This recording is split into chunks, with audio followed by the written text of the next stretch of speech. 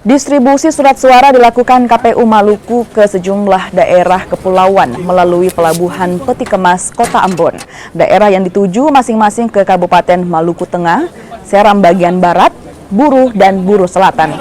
Untuk memastikan pengamanan distribusi surat suara, sejumlah aparat kepolisian diikut sertakan untuk lakukan pengawalan. Surat suara ini dimuat menggunakan 4 kontainer tersebut berisi surat suara legislatif tingkat DPR RI, provinsi, dan kabupaten kota.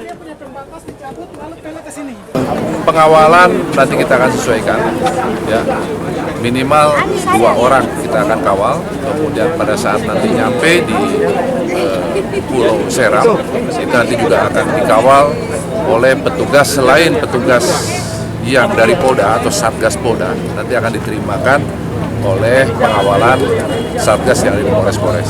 Yang lain nanti dia jalur tersendiri ya, nanti sesuai dengan pemantauan di Ketong nanti masing-masing di surat suara di 7 kabupaten, termasuk nanti di Kota Ambon, kemudian di beberapa daerah nanti juga akan tiba, nanti kita akan informasikan.